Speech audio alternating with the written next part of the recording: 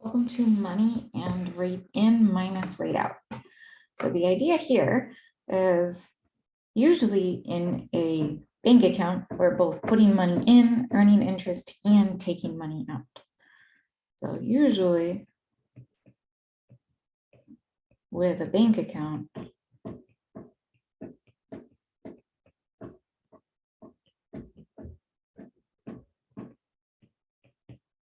we put money in and earn interest.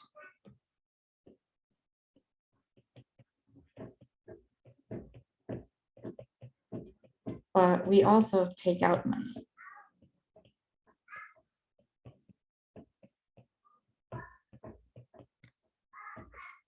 And so what we get is sort of the rate of savings, the derivative or the change in savings over time should be essentially the rate of increase or the rate of deposit and interest. So we'll just call that rate in minus the rate out. So the rate in, we're looking at interest and deposits. Rate out, we're looking at withdrawals.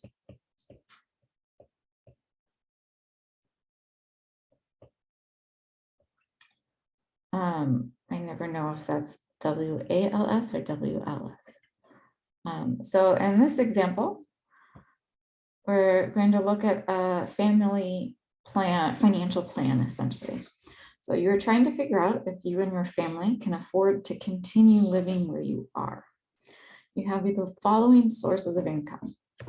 You've saved $200,000 and have it invested in an account that earns 5% annual interest compounded continuously. You currently make $30,000 a year after taxes from your job and expect to earn a 1% raise each year. So in this case, we're going to assume that the raise is sort of a continuous, compounded continuously raise.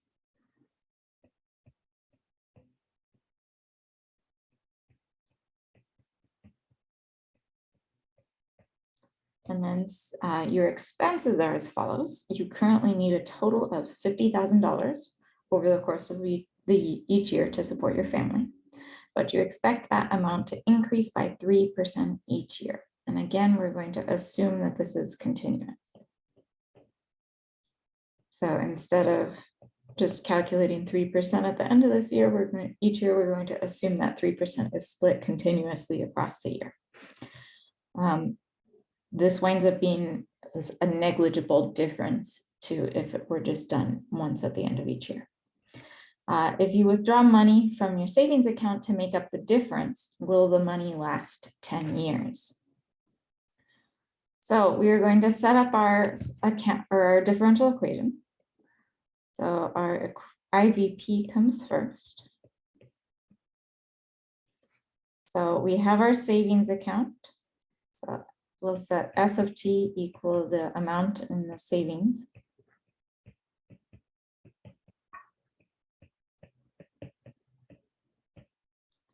And S prime will have your interest. We'll have your earnings from your job. So your job earnings. Those are both being added in. And then coming out will be your expenses.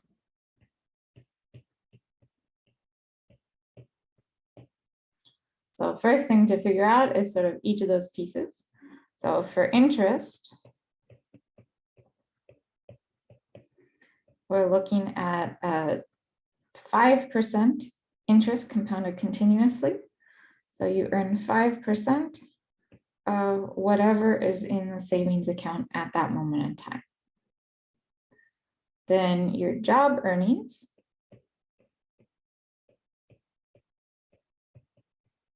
Because this is a compounded continuously situation, we are looking at a initial 30,000 times e to the interest rate of raise rate of 0.01 t. So this is our standard initial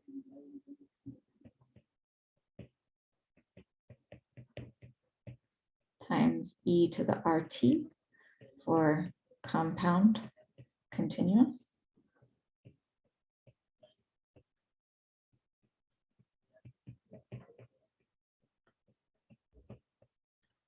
And then again, our expenses will feature a similar feature. So our expenses will have our initial expenses of $50,000, but then we have inflation making those go up. Again, we'll do our standard e to the 0.03 t here because our rate of inflation is 3%. So we get S prime is equal to 0.05 S plus 30,000 e to the 0.01 t minus 50,000 e to the 0.03 t. And then our initial condition is that we start off currently with $200,000 in the account. I'm just going to verify that quickly, scrolling back up. So we have saved $200,000 and it's in that account. So this is our IVP.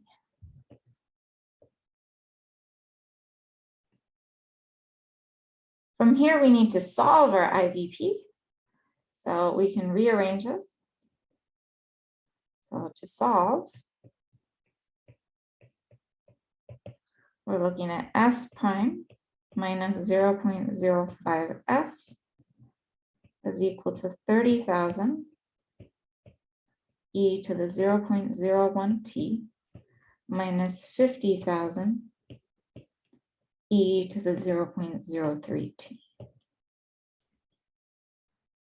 We do our homogeneous solution.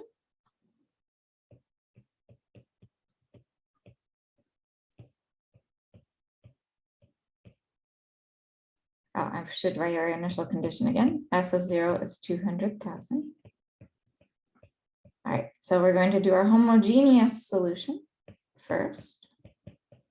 We know that that should take the form S1 is equal to e to the negative integral of negative 0.05 dt, or S1 is e to the 0.05 t. Then we do variation of parameters.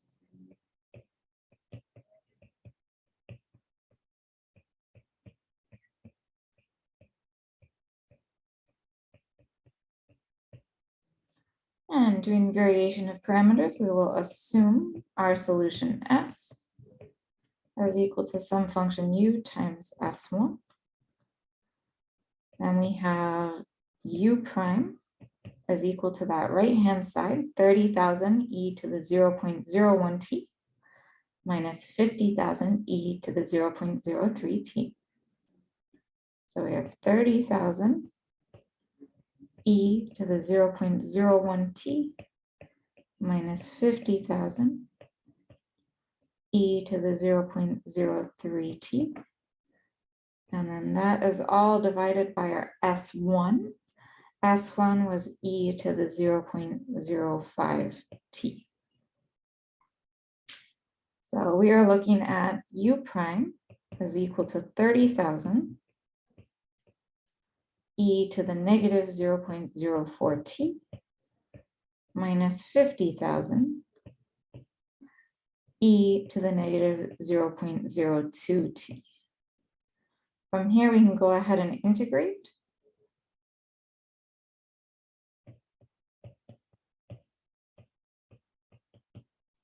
We get u of t is equal to, we would do 30,000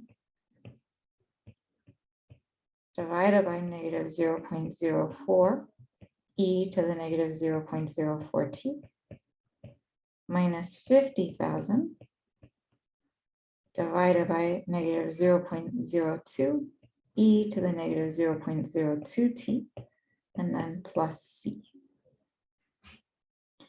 This winds up being u of t is equal to negative 750,000 e to the negative 0.04t plus 2,500,000 e to the negative 0.02t plus c. Now we get our general solution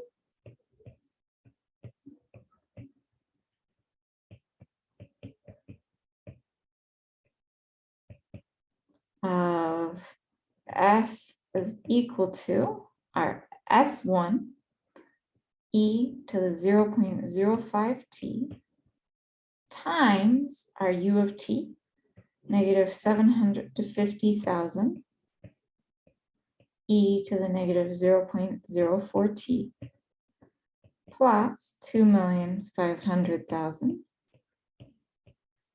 e to the negative 0.02t plus c.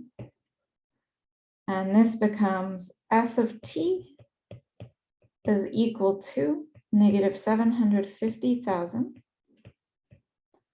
e to the 0.01t plus 2,500,000 e to the 0.03t plus c. C e to the 0.05t. So now we use our initial condition.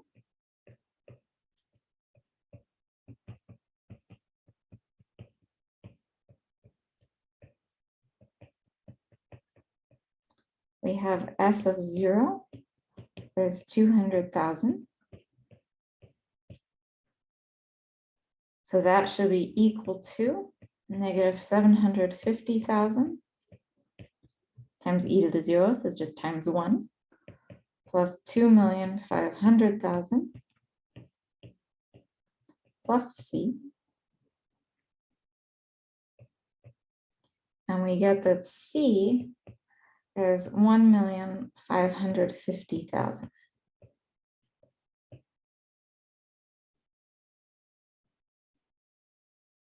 Sorry, negative 1,550,000. So our final solution, we're looking at S of t is equal to negative 750,000 e to the 0.01t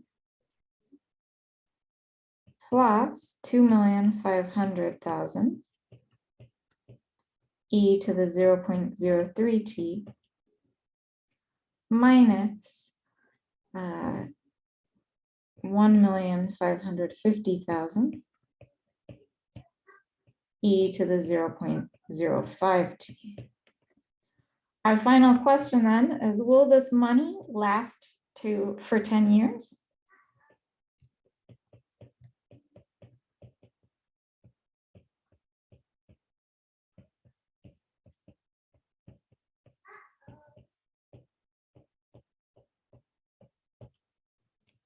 Easiest way to check this is S of 10 positive?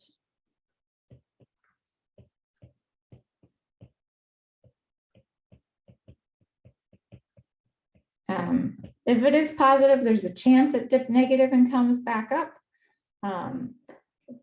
However, if it's negative, we immediately know we ran out of money. So if we plug in S of 10, S of 10 is negative 750,000 e to the 0.1 plus 2,500,000 e to the 0.3 minus 1,550,000 e to the 0.5. And this winds up giving us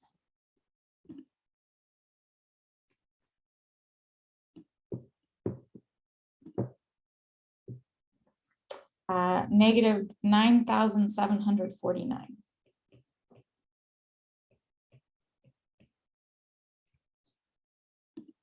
So what this means is we've ran out of money in our savings account at this point.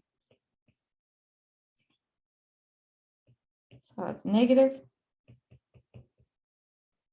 implies we ran out of money.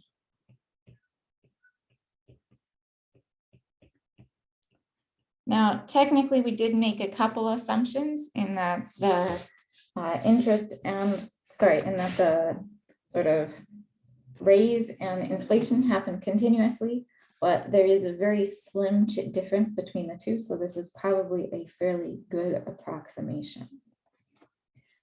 So we can use differential equations to model more complicated money problems than just putting money into a bank account on its own. We can take into account inflation, we can take into account raises, we can have money going in and out, and we can still model it fairly accurately with a differential equation.